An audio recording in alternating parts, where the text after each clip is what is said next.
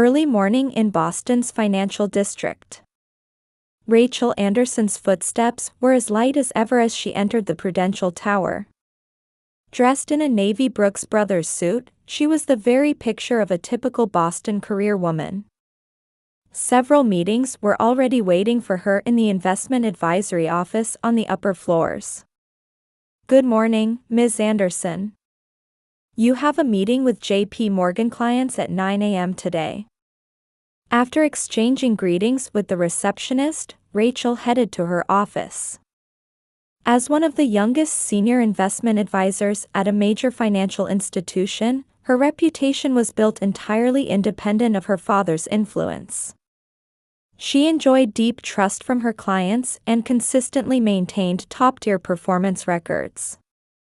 As she sat at her desk reviewing the day's schedule, her smartphone vibrated softly. "How about golf this weekend? I'm confident I can beat my best score.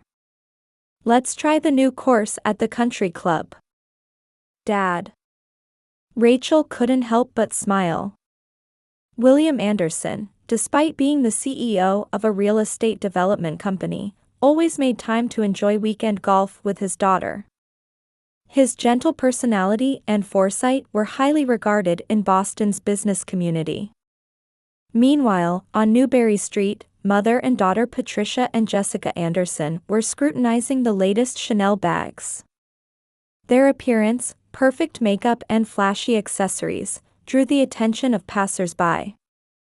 "Jessica, this bag would be perfect for the board meetings," Patricia winked at her daughter. "Once you become an executive, our lifestyle will become even more wonderful. Our position in society will rise even further." "Yes, Mother. It's only natural that I'll take over Dad's company." Jessica cast a satisfied glance at her reflection in the mirror. Despite others pointing out her lack of competence, she had steadily climbed the corporate ladder with her mother's backing.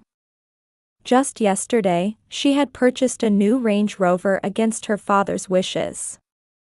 In Rachel's office, the afternoon client meeting was drawing to a close. They were engaged in passionate discussions about a new investment property planned for construction in Chestnut Hill, an upscale residential area in suburban Boston. Just then, Rachel's phone rang. The display showed Mount Auburn Hospital. "Ms. Anderson, I'm terribly sorry to tell you, your father has had a heart attack." When she arrived at the hospital, driving her BMW 5 Series at full speed, it was already too late. William Anderson had quietly ended his 68 years of life. In the stark white hospital room, Patricia was letting out dramatic sobs, while Jessica struggled to maintain her composure, seemingly more concerned about ruining her expensive makeup. Beside them, Rachel silently held her father's cold hand. The sensation of his warmth slipping away was crushing her heart. The next day, meetings with the high-end funeral home began. In the reception room overlooking the Charles River, Patricia was already discussing the inheritance. "Please prepare the finest casket. Something befitting my husband's final farewell. Of course, the costs will be covered by the inheritance." Patricia was eagerly comparing funeral home catalogs. There was something calculating in her eyes. "Let's add this option too. We need to consider appearances. Given our position, we should make it as luxurious as possible." Jessica made no attempt to hide her fixation, nervously fidgeting with her new brand-name bag on her lap. Rachel gazed out the window as she listened to their conversation. The early summer sunlight illuminated the grass at the country club, where she had just promised to play one last round with her father. The sight brought tears to her eyes. Those days filled with sincerity and loving kindness that her father cherished until the end already felt like a distant past. Mount Auburn Cemetery's funeral home. It was a solid stone building standing in one of Massachusetts' most historic cemeteries. The June overcast sky cast a soft light through the stained glass windows. Outside, gardeners were quietly tending to the lawn, their figures barely visible through the windows among the colorful rose bushes. In the spacious reception room, family members dressed in black mourning clothes had gathered. Patricia nervously touched her Chanel pearl necklace while trying to maintain an air of dignity from her position in the center of an antique sofa. However, her restless gestures betrayed her inner anxiety. Jessica sat beside her mother, constantly working her new Gucci smartphone, occasionally shooting triumphant glances at Rachel. Her eyes no longer bothered to hide the jealousy and hatred she had harbored all along. The heavy oak doors opened, and the executives from her father's company entered. Thomas Watson, the development division director, had lost his usual vigor, his eyes darting anxiously behind his reading glasses. Michael Clark, the finance director, typically a man of few words, was particularly quiet today as he took his seat. Sarah Johnson, the HR director, was a capable female executive who had been discovered by her father. Unable to hide her confusion at today's situation, she occasionally cast worried glances in Rachel's direction. "Thank you all for waiting." The last to appear was John Harper, her father's friend of 30 years and legal counsel to Anderson Real Estate Development. Dressed in a gray suit, his expression was unusually solemn, and he carried a thick envelope. With his years of experience as a lawyer, his face revealed nothing. "We will now proceed with the disclosure of the last will and testament of the late William Anderson." Harper's voice echoed through the silent reception room. Only the ticking of the old wall clock continued to sound in the heavy atmosphere. "Ah!" Finally, Patricia exclaimed. Fanning herself with her Hermes scarf, she said, "I've been waiting all week for this. Let's get started." Her thin smile carried a calculating shadow. Beside her, Jessica leaned against her mother, displaying an attitude that seemed to flaunt their solidarity. Harper looked at Patricia for a moment, then took out the will.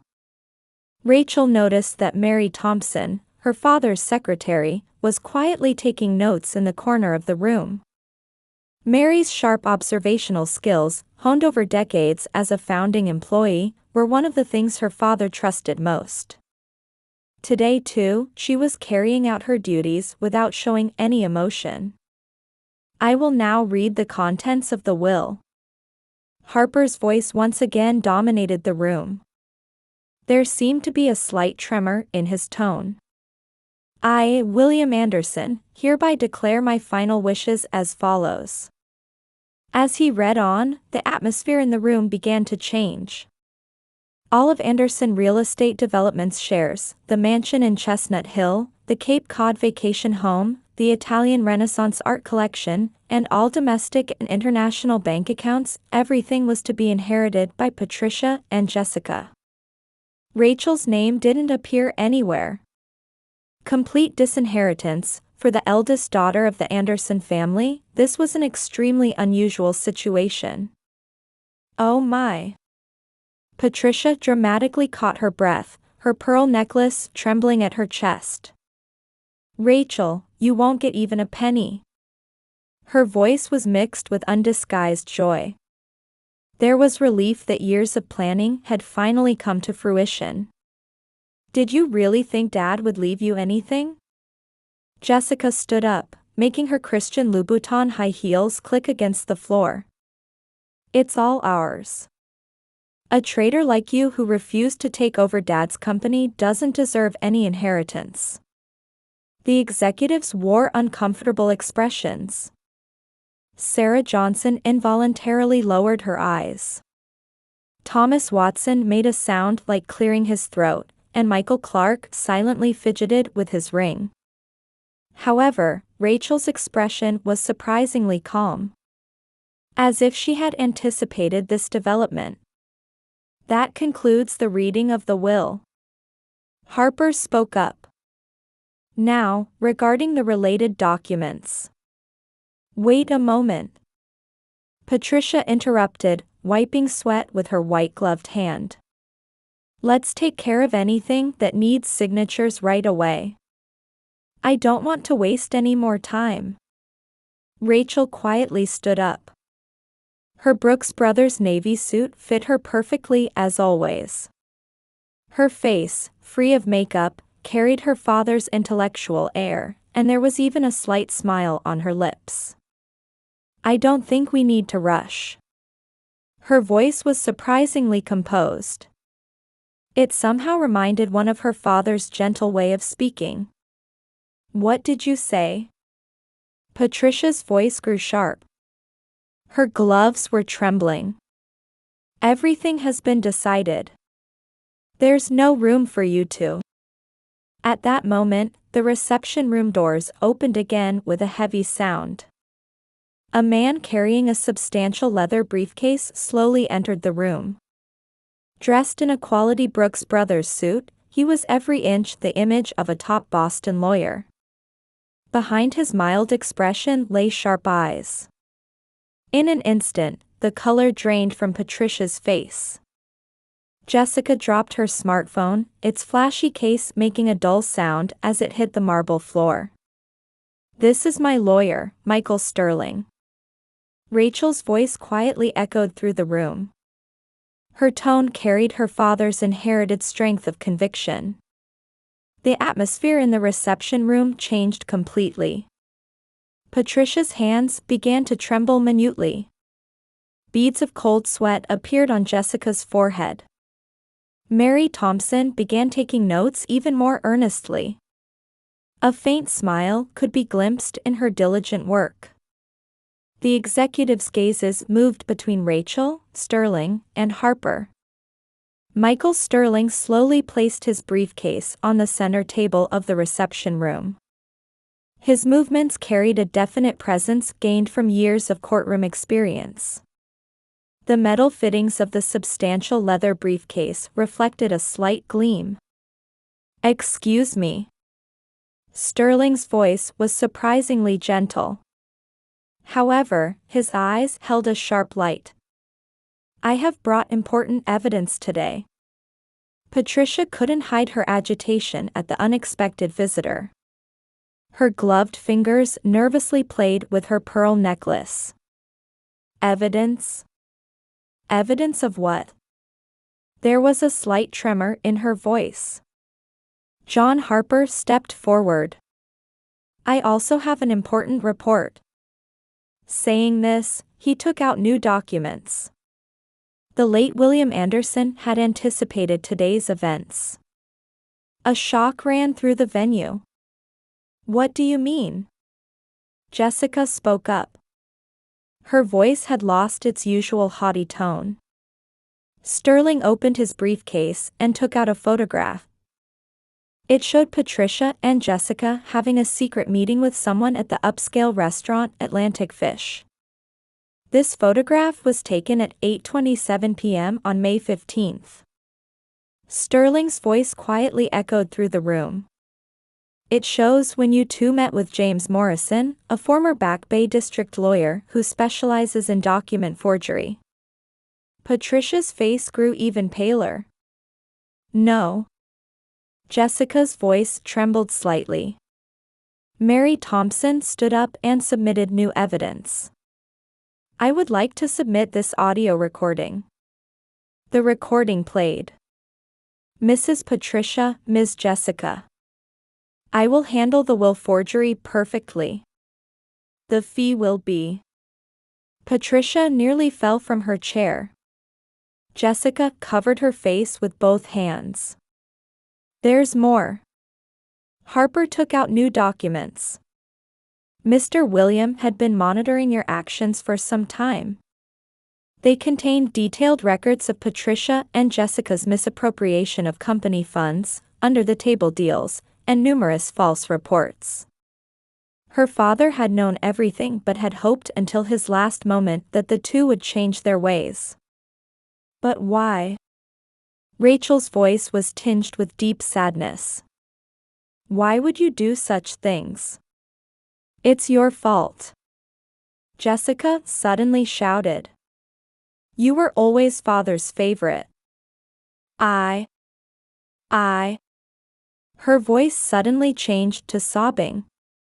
Patricia began speaking in a surprisingly calm voice. We couldn't let anyone else inherit. We had to protect this lifestyle, this position. Her voice was mixed with years of obsession and fear. Please look at the real will. Harper took out the final document. It was the genuine will, created just before her father's death. I leave the management rights of Anderson Real Estate Development and the majority of all assets to my beloved daughter, Rachel. Her integrity and capability are sufficient to entrust our company's future. For Patricia and Jessica, I establish a trust fund for appropriate living expenses. However, this is conditional upon their showing willingness to reform. Until the end, I believed in family bonds. However, at the same time, it is my duty to protect justice and integrity. Tears welled up in Rachel's eyes. Suddenly, Jessica stood up and tried to run toward the exit. However, at that moment, the door opened and 2 police officers entered. Patricia suddenly changed. You don't understand. She screamed. The effort I put in to maintain this position. Her voice gradually became more distraught. Jessica collapsed on the spot. Mother, we were wrong, weren't we? For the first time, genuine emotion seeped into her voice. Rachel quietly closed her eyes. Outside the window, it had begun to rain. Raindrops fell one by one onto the surface of the Charles River. A new chapter was about to begin in this city her father had loved. Mary Thompson gently placed her hand on Rachel's shoulder. Mr. William trusted you until the very end. Her voice carried 30 years of dedication and truth. The executives let out deep sighs, but their expressions seemed somewhat relieved. Sarah Johnson smiled slightly with a nod. The police officers quietly led Patricia and Jessica away. The backs of the 2 women dressed in luxury brands had lost all dignity and grace. Harper murmured while reviewing the final documents. William, you were an excellent executive until the end. Rachel stood by the window, gazing at the rain-soaked rose garden. The roses her father had carefully tended were still blooming with unchanged beauty. Their appearance seemed to tell the story of the value of living with integrity. The John Joseph Moakley Federal Courthouse. Early summer sunlight poured down on the modern building overlooking Boston Harbor. The glass and steel exterior walls vividly reflected the morning light. Rachel entered through the courthouse's heavy oak doors with Attorney Sterling. Dressed in a Brooks Brothers gray suit, her expression showed firm determination. It was the quiet strength she had inherited from her father. Everything is prepared. Sterling continued his explanation while checking a thick stack of documents. Mary Thompson's testimony is perfect. Furthermore, suspect Morrison has agreed to a plea bargain. In the courtroom gallery, employees of Anderson Real Estate Development had already gathered. Jennifer Walker from the Development Division wore an anxious expression. She was likely concerned about the fate of new projects. David Chen from HR gently smiled at the younger employees, as if to encourage them. All rise. As the judge entered, the courtroom fell silent. Prosecutor Sarah Brown stood up. Her navy suit carried the dignity of the Supreme Prosecutor's Office. In today's trial, we will reveal the full extent of serious corporate crimes related to Anderson Real Estate Development.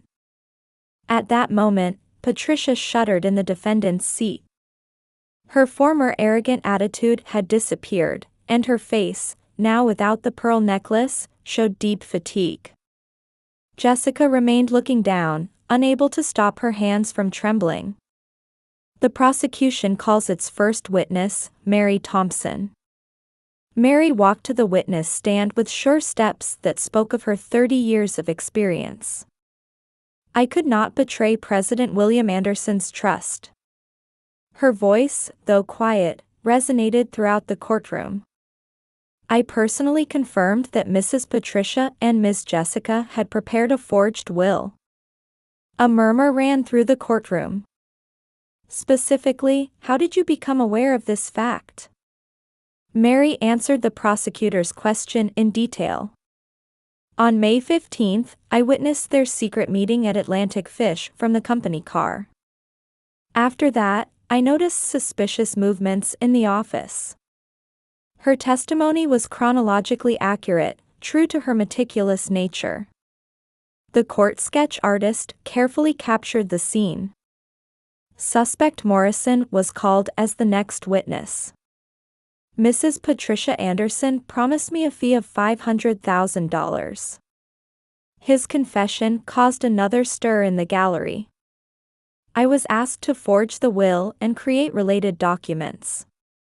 After the lunch break, the afternoon witness examination began. Financial experts explained the details of fraudulent transfers, and handwriting experts presented their analysis of the forged signatures. Security camera footage submitted as evidence showed Patricia and Jessica manipulating documents in the office late at night. Faced with this decisive evidence, the two defendants bowed their heads even lower. Next, we will examine the financial records of Anderson Real Estate Development. The prosecutor displayed several documents on the screen. "We have discovered that approximately $20 million was misappropriated over the past 3 years." Patricia's defense attorney attempted to argue. "Our clients acted for the company's benefit." However, the words rang hollow. The evidence was too clear, there was no room for excuses. Through the courtroom windows, ships could be seen docked in Boston Harbor. A sea breeze faintly drifted into the room. Rachel nostalgically gazed at the harbor view, remembering the yacht trips her father often took her on. The words of HR Director Sarah Johnson, who took the witness stand, delivered another shock to the courtroom. Despite Ms. Jessica Anderson's severe lack of practical ability, she received unwarranted promotions due to pressure from Mrs. Patricia. At these words, Jessica's shoulders shook violently. It was the first time her incompetence had been publicly acknowledged. After the evidence examination concluded, the time for closing arguments arrived. Prosecutor Brown stood up. "The defendant's actions go beyond mere corporate crime. This is an extremely serious offense that trampled on the trust of a family and the love of the late Mr. William Anderson." On the day of the verdict, the courtroom was filled with even greater tension. Judge Martha Hamilton delivered the sentence in a solemn voice.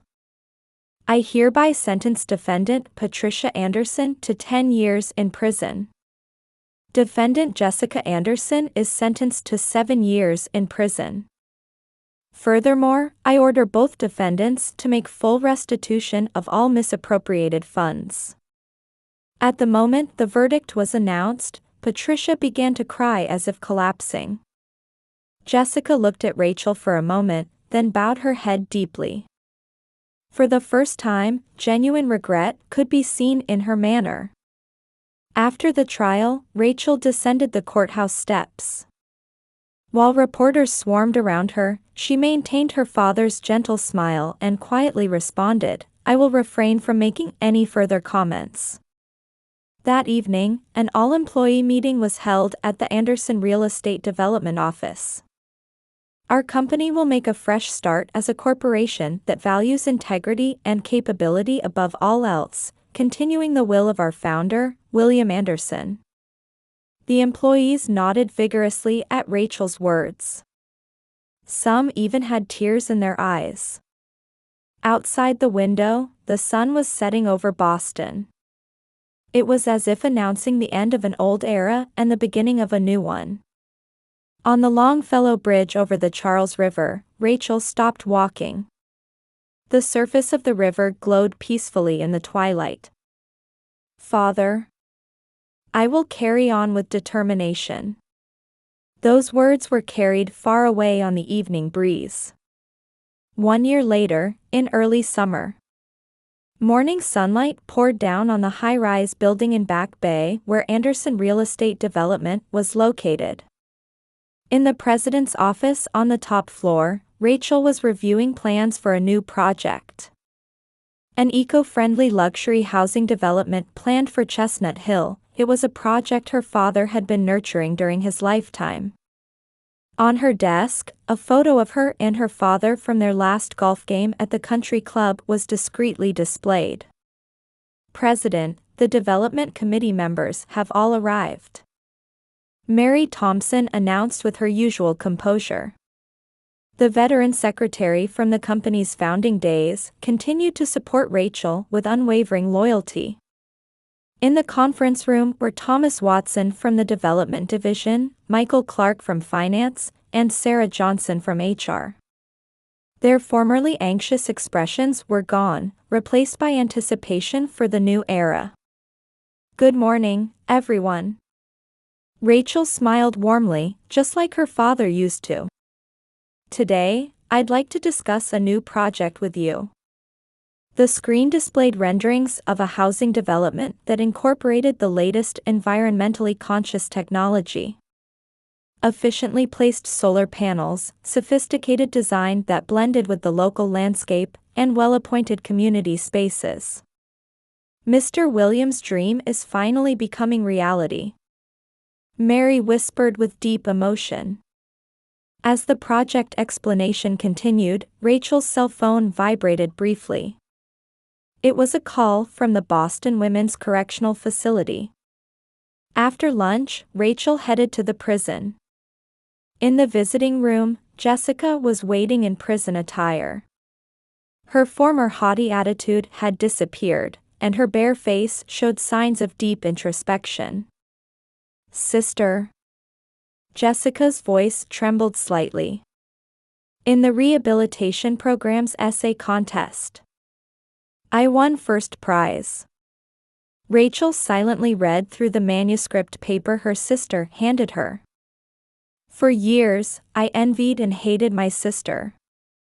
I lived only for appearances and vanity despite lacking both ability and effort. But now I understand. What father truly valued was integrity as a human being." "Jessica." Rachel gently held her sister's hand. "Mother is changing little by little too," Jessica continued. "She still hasn't completely let go of her attachment to a luxurious lifestyle, but she's reading Mother Teresa's book in the prison library." These words brought an inadvertent smile to Rachel's face. In the afternoon, Rachel visited Mount Auburn Cemetery. Fresh white roses had been placed at her father's grave. Surely Mary had brought them early that morning. "Father, the company is doing well." Rachel spoke quietly. "I will definitely make that project a success." The wind blew, scattering rose petals. Meanwhile, Boston media was widely reporting on Anderson Real Estate Development's progress. A brilliant fusion of tradition and innovation, the rise of a new generation of female executives, a model for corporate ethics renewal. In an interview with the Wall Street Journal, Rachel had answered, "The foundation of our company is the value of the integrity built by our founder, my father. This is a conviction that will never waver, no matter what era we're in." The two in the Boston Women's Correctional Facility were also reading that article. How foolish we were. Patricia clutched the newspaper, shedding tears of genuine regret for the first time. At dusk, Rachel was walking along the Charles River, a place full of memories, with her father. The river's surface, illuminated by the setting sun, sparkled like her father's gentle smile. Rachel. When she turned around, Sarah Johnson was running toward her. The Chestnut Hill Project has been nominated for the city's environmental award. Rachel took a deep breath. The sea breeze reminded her of the days she used to sail with her father on his yacht. That night, as the office lights were turning off, Rachel was looking down at the night view from the top floor window. Countless lights twinkled in the city of Boston. When she returned to her desk, there was a new proposal document. On the cover was a single line in Mary's meticulous handwriting. Mr. William would surely be proud. Rachel nodded quietly while looking at the photo with her father. A new morning was about to begin. White yachts floated on the Charles River as always, and the grass at the country club gleamed with morning dew. The city of Boston seemed to be quietly watching over the dawn of a new era.